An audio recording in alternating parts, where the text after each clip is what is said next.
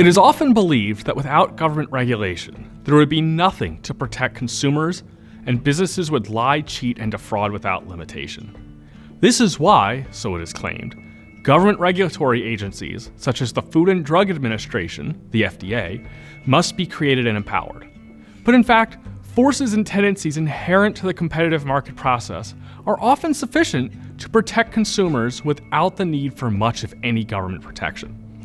Government regulation is not needed as often as people sometimes think it is, and we often fail to give the competitive market process credit for protecting consumers as often as it really does. The major principle is any market failure is a profit opportunity. In other words, any time that a single business, or all businesses in general, fail to provide consumers what they want, a profit opportunity is created for any entrepreneur who will do better. For example, ignorant consumers can fall prey to dishonest businesses who exploit their ignorance to sell them a shoddy or harmful product. But this means that consumers will usually be willing to pay money to someone who can educate them and help them protect themselves. This in turn means that some entrepreneur can make a profit by supplying that information.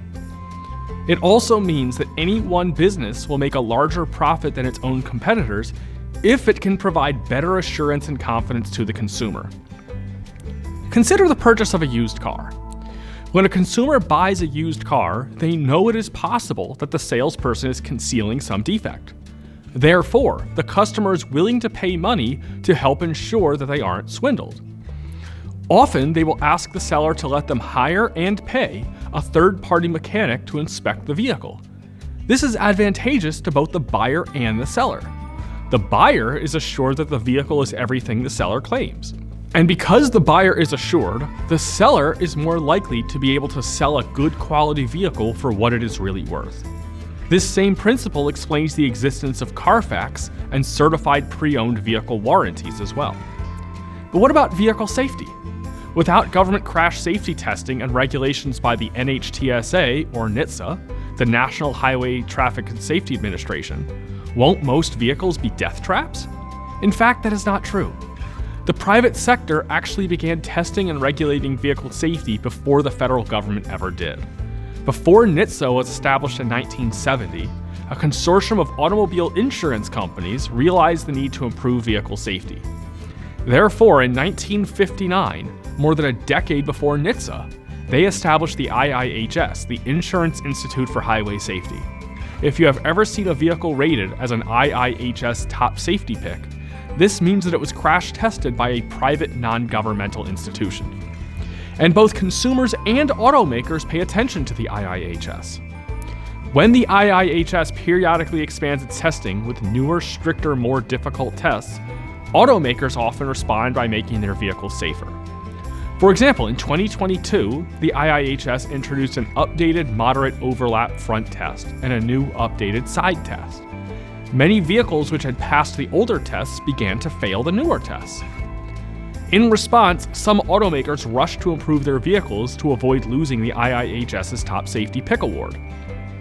For example, in 2024, the Hyundai Elantra was updated with reinforced beams and pillars, additional rear seat airbags, and rear seatbelt pretensioners. Notice that no government agency ever issued any order to Hyundai. Instead, Hyundai improved their vehicle in response to testing by a completely private, non-governmental agency. Next, consider food safety. There is an organization called IFOS, International Fish Oil Standards, that will privately certify seafood products as being free of contaminants such as mercury. This goes beyond anything offered by the FDA and USDA. Similarly, there are private certifications of organic food. There is even a multitude of private organizations that will certify food as kosher, such as the Union of Orthodox Jewish Congregations of America, or OU. If you look at almost any major food product, such as a Snickers bar, you are almost certain to find a little OU symbol somewhere. Now, to the average consumer, this is irrelevant. But to an Orthodox Jew, ensuring the kashrut or kosherness of a food is just as important as ensuring its cleanliness. This creates a profit opportunity. The manufacturer is willing to pay a fee to the private certifier because the cost of the private certification is less than the extra sales revenue they anticipate. The bottom line is not necessarily that all government regulation should be abolished.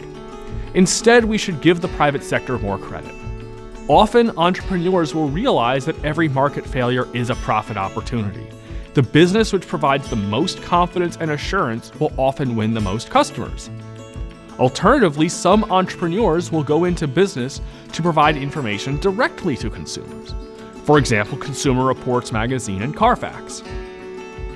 One important implication is that as often as possible, government regulation should rely on voluntary rather than mandatory certification. This means that the government should communicate information to consumers, but allow consumers to make their own choices. For example, many drugs are legal in Europe, but illegal in the United States. Why can't Americans use drugs that are good enough for Europeans? Because the FDA won't let them. What if instead the FDA created a voluntary labeling program? Only those drugs which passed FDA approval would display the FDA stamp, but consumers would be free to choose any drug of their choosing, including drugs approved in other countries, or even drugs without any approval at all. At the same time, their health insurance company might only pay for drugs with the approval of some reputable agency, including but not necessarily the FDA. This would increase competition among both pharmaceuticals and their certifiers, and improve access to life-saving drugs while still providing consumers information about which drugs are considered safe. And of course, consumers would remain free to use only FDA-approved drugs if that is what they prefer. To illustrate this possibility, consider the recent baby formula crisis. At a time when, for various reasons, mothers could not find enough baby formula, they could not buy European baby formula because it violated US labeling standards. Imagine if Americans were free to buy foreign baby formula, perhaps as long as it was certified by some credible agency, such as a foreign government. What we want is a system in which consumers are allowed to make informed choices of their own. And often the market does a better job at this than we give it credit for.